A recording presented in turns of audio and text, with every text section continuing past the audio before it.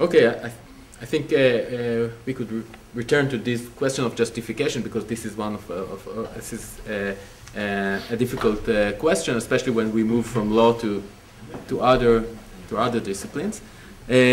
והשאלה האחרונה. What's your opinion? Well, my opinion is a mixed opinion, because I do it both. I publish in Hebrew and in English, and I think there is if you publish in English and want to make a real contribution, I never write about the environmental law problems of England or US. I either do it on international issues or something that presents a generic problem and is not something that teaches Americans on their constitutional law or environmental law problems. So this is my strategy. This is why I published the paper that I told you in Hebrew. השאלה האחרונה בעצם שרציתי שנדבר עליו, אחר כך נפתח, יש לנו קצת זמן לעשות איזשהו דיון, זה שאלת המכשולים המוסדיים, כי גם אם אנחנו מסכימים שיש חשיבות לפרסום בעברית, ואני מאמין שיש חשיבות לפרסום בעברית, יש הרבה מכשולים מוסדיים, ואני אשמח שנפתח את זה לדיון קודם כל כאן בפאנל, ואם תוכלו לומר גם מה אתם חושבים המכשולים, אבל גם מה לדעתכם יכולים להיות פתרונות, ואחרי זה נפתח את זה לדיון קצר. אריאל, אתה רוצה להתחיל? כן, אני קצת אתחבר אפילו למה שאורן אמר קודם לכן. המכשול המוסדי הוא שקיימת דרישה באוניברסיטה לפרסם בחוץ לארץ. במשפטים כבר מכירים אותנו, אז לא דורשים שכל הפרסומים, לפעמים אפילו לא שרוב הפרסומים, אבל מצפים שיהיו פרסומים משמעותיים בחוץ לארץ. ואני חייב להודות באיזשהו שלב, לא ידעתי את זה אגב בהתחלה, בשלב מסוים אחרי שהייתי כבר באקדמיה איזה 3-4 שנים, אז הדקן אמר לי, כן, אתה מפרסם הרבה והכל, אבל אפשר יהיה לקדם אותך ככה. אז התחלתי לחשוב גם על פרסומים באנגלית. האמת היא שיש לי כמה מאמרים באנגלית, כי רציתי להכניס גם ל-law reviews ולא רק של משפט השוואתי, הם בכלל למשפט אמריקני.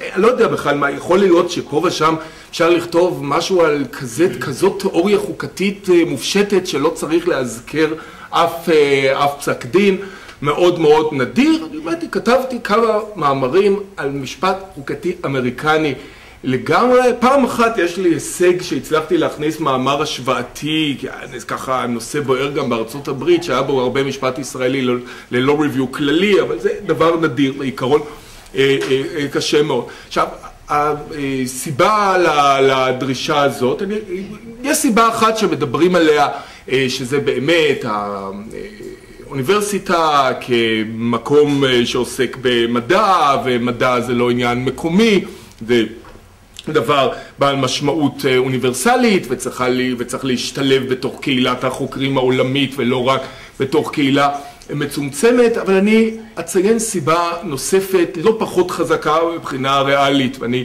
הייתי תקופה ארוכה חבר בוועדת המינויים של האוניברסיטה ובגופים אחרים שעוסקים בכך. הסיבה היא שקיים חשד, הנחה שאין תחרותיות רבה בפרסום בישראל. איך אנחנו יודעים שהרמה היא רמה גבוהה? אז נכון, לכאורה קוראים את המאמרים ומקבלים חוות דעת. הניסיון זה לא שיטה טובה. בדרך כלל חוות הדעת הן חוות דעת מצוינות על כולם. נדיר שיש חוות דעת בינונית, אז מחפשים סממנים אובייקטיביים. מה זה סממן אובייקטיבי? התחרות. לכן בין היתר גם בתחומים כמו חקר משפט, במיוחד אם הוא לא אמפירי, שאין באמת צורך בגרנטים, דוחפים אנשים להגיש בקשות לגרנטים, לא רק כי האוניברסיטה צריכה את התקורה, אלא משום שידוע שגרנט זה דבר תחרותי, כלומר אתה טוב כי אתה עמדת בתחרות. וקיימת הנחה שפרסומים בעברית בארץ, גם בתחום כמו משפטים שיש הרבה כתבי עת, יש משהו בסביבות 25 כתבי עת משפטיים יוצאים בישראל, זה המון, זה לא תחרותי מספיק.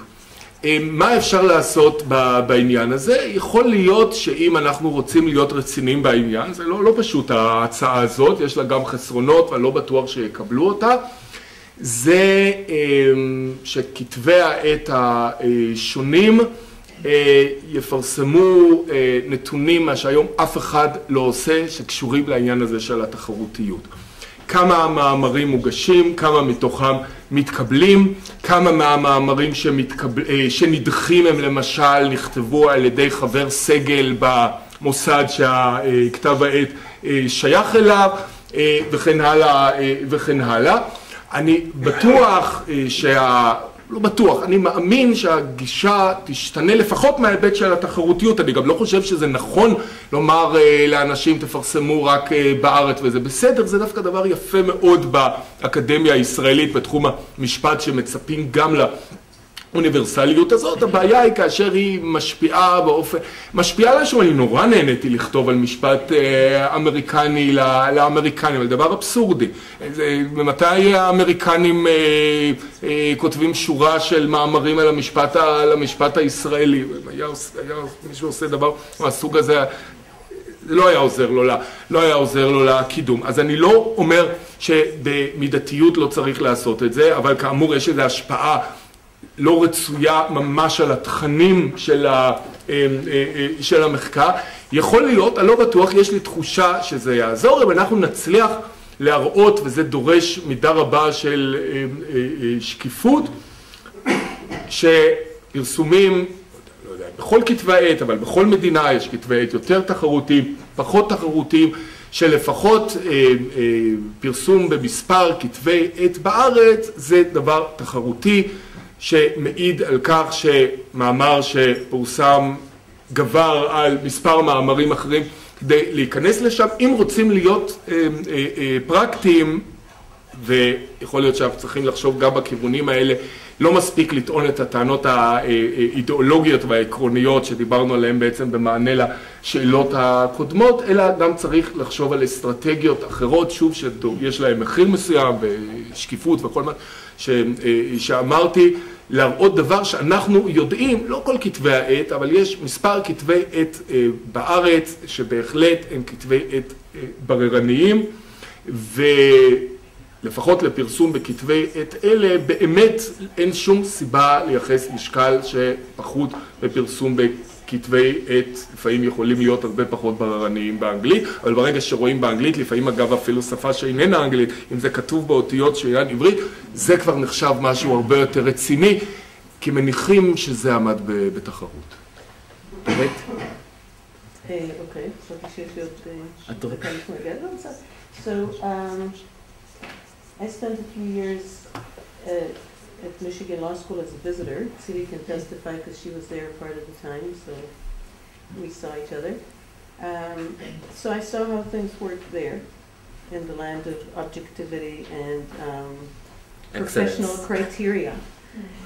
And the truth, as I'm pretty sure that everybody here knows, is that you send an article to a law review and it doesn't get, I'd say the envelope doesn't get opened, but that's changed.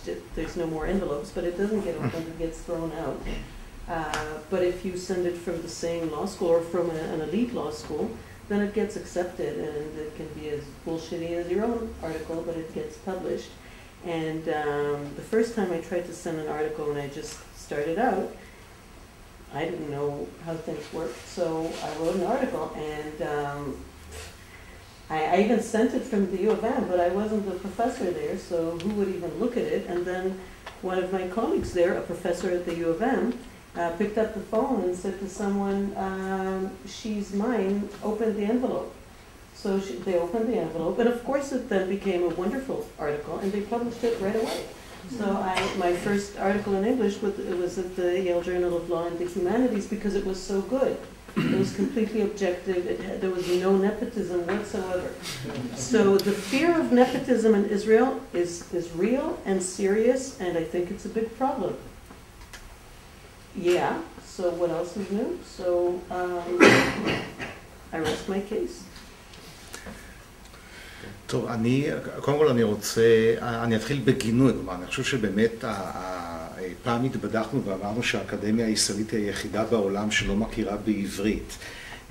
אז נגד זה אני בהחלט יוצא. אני חושב שקידומים יכולים להיות גם מבוססים על עברית, אבל אני חושב, וככה אני גם נוהג, שבקידום פרסומים באנגלית חייבים להיות חלק ניכר מרשימת הפרסומים. אני לא רוצה לתת כמויות כי זה לא עניין של כמויות, יכול להיות מאמר פורץ דרך בעברית, כמו למשל המאמרים של אריאל, ואז זה דבר אחד, ויכולים להיות מאמרים שלא הוסיפו כלום. בסופו של דבר זה באמת איך ועדה מקצועית מעריכה תרומה. אבל אני כן חושב שבעולם המחקר, שהוא גלובלי, הפרסומים באנגלית לטעמי, כשאני מחזיק קבוע שאלות של איכות, אני מנטרל איכות מהמודל, חשובים יותר. עכשיו, כל הדיון הזה תלוי, קודם כל בתחום, אני חושב יש הבדל אם זה משפט השוואתי או לא, יש הבדל אם זה theory of jurisprudence או לא, כלומר זה מאוד שונה מתחום מסוג אחד לתחום מסוג שני. ברור שאם אתה כותב על ההיסטוריה של בית המשפט העליון הישראלי, יש הצדקה יותר גדולה לכתוב רק בעברית, ואם אתה כותב על היריבות... זה דווקא דבר שאפשר אולי לכתוב באנגלית. שנייה, אבל אם אתה כותב...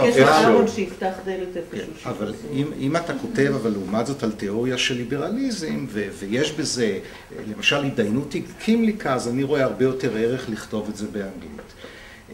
עכשיו, צריך להבין שבשדה המשפטי יש בעיה, אורית מתייחסת ללא ג'ורנל שנערכים על ידי סטודנטים. זה קטגוריה אחת בלבד של כתבי עת. יש כתבי עת שהם ריפריד, גם במשפטים ובוודאי מחוץ למשפטים, ואז זה בכל אופן עולם אחר. אני חושב שעם כל הכבוד לנו ולז'ורנלים שאנחנו מנהלים, התחרות היא מוגבלת, המספר של כתבי עת הוא קטן, הרנקינג הוא מאוד בעייתי, אני לא רוצה כאן להיכנס לדיוני דקנים, אבל שחר, אני לא יודע אם הוא עדיין כאן, אבל היו לנו דיונים עם הדקנים השונים, איך בעצם עושים רנקינג של כתבי עת בעברית, ונתקענו בבעיות לא פשוטות עם זה. אז לכן אני חושב שיש חשיבות גדולה מאוד לכתוב ולפרסם באנגלית, ואני מודה שאני רוצה לקדם אנשים שיודעים לכתוב באנגלית, מפרסמים באנגלית. אני רוצה שהסטודנטים שלי ידעו לתת הרצאה באנגלית, וידעו לטעון באנגלית, וידעו לפרסם באנגלית. באומרנו כל זאת, ה-H הרי הוא מאוד חשוב. חשוב, כמו שאריאל אמר, לפתח כתבי עת בעברית, אבל לדעתי להפוך לקהילה, לעבור תהליכים של אורבניזציה, ולכתוב רק בעברית, אני חושב שזה יחולל נזק מאוד גדול לאקדמיה הישראלית. עוד פעם, זה עניין של מינון, של איזון בין השפות, לכתוב גם וגם.